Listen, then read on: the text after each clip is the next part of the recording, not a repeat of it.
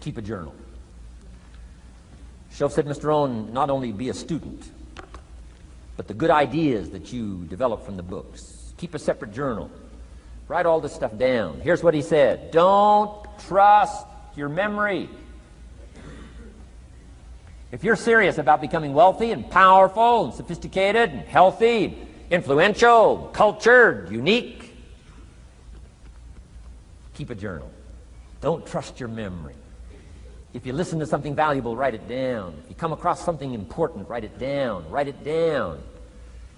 Now, I used to take notes on pieces of paper and torn off corners and backs of old envelopes and restaurant placemats and long sheets and narrow sheets and little sheets and pieces and thrown in a drawer. Found out, best way, keep a journal. I've been keeping these journals now since age 25. It makes up a valuable part of my own learning, and it's a valuable part of my library. My own journals now form a good portion of my own library. The stuff. I'm trying to get kids to do like I do, be a buyer of empty books. Kids find it interesting I'd buy an empty book. Especially at my status in life. What did I pay for this one? $26. Kids say, $26 for an empty book?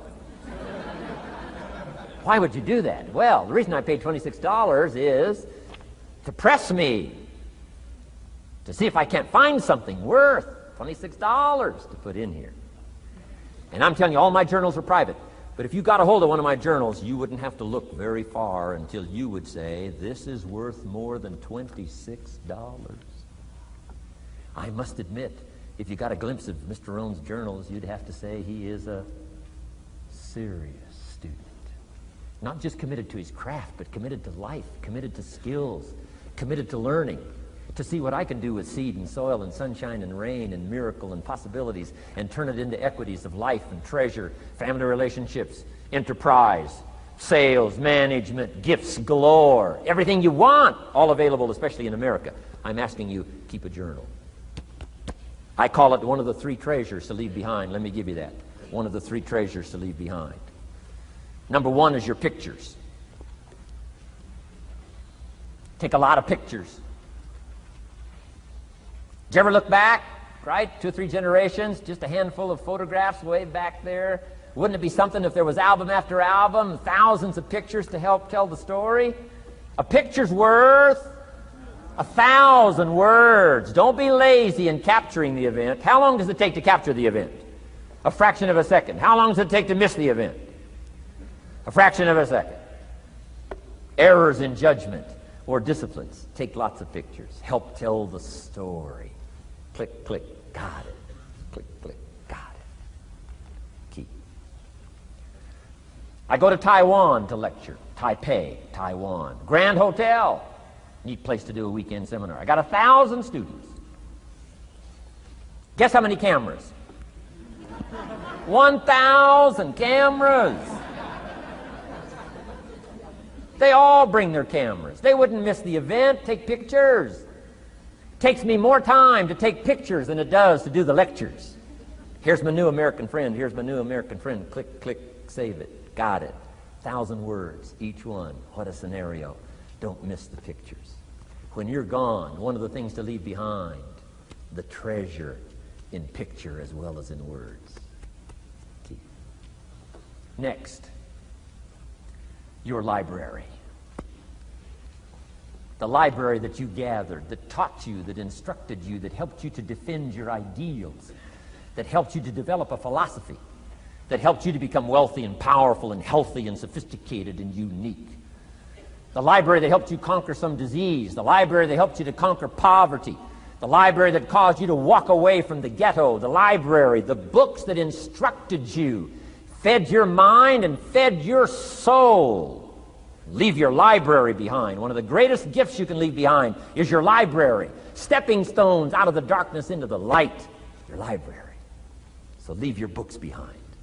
Your books will be more valuable than your couch.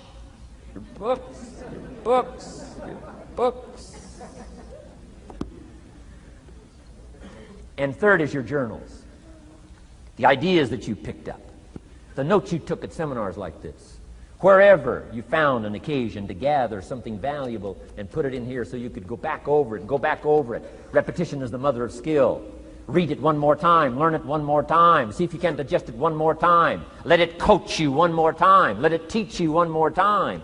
Let it inspire you one more time. Words are inspirational. If you hear a beautiful song that does something to you, you don't say, well, that's enough. Don't need to hear that again. No. Wouldn't you want to hear it again, hear it again, hear it again? Let it instruct you. Let it feed you. Let it teach you. Take you on wings of emotional journeys. Wouldn't you want to do that again? The answer is yes. That's what's so important. And here's what's important. One of the things to leave behind, that's your journals. All the stuff you took the meticulous time to gather. One of the greatest proofs that you're a serious student. Taking pictures, that's pretty easy. Buying a book at a bookstore, that's pretty easy. Here's one that's a little more challenging. Be student enough of your own life and your own future and your own destiny. Be student enough to take the time to keep the notes and keep the journal. You'll be so glad you did. What a treasure to leave behind when you go. Your journals. Wow. I wouldn't be without mine now. I'm in Carmel, California, one of my favorite places. It's where I wrote my first book called Seasons of Life. I went to this little church one Sunday morning. First time I'd been there. Little small church, I don't know, 150 people. Classic sermon that morning. Classic sermon. One of the best I've ever heard in all of my life. I happened to be there. And I had my journal. While this sermon is going on, I can't believe it was so precise, it was so unique, it was so powerful. And I've got my journal, and I'm taking notes. Taking notes of this classic sermon. Guess how many other people were taking notes? Approximately, guess. How many do you suppose? It looked like, best as I could tell, I'm the only one taking notes of this classic sermon. Now, since I'm a stranger there, and it's the first time I've been there, and I'm taking these notes, people started looking, who is he and what's he doing? I started feeling just a little bit uncomfortable. But I'm still writing. Now I'm feeling kind of like a spy, right? I could hear some of them say, he's going to get out of here with some of this stuff. And I did. I'm the guy that walked away with the stuff.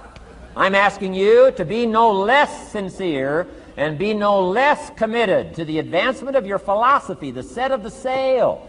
Talk about have your best year ever this year, and then get ready for next year, your very best year ever, and they'll start being the best year after year. If you'll commit yourself to some of this simple stuff called personal development, start with a walk around the block. Start with the refinement of your philosophy. Start with the teaching of your own fabulous mind, where all the answers are.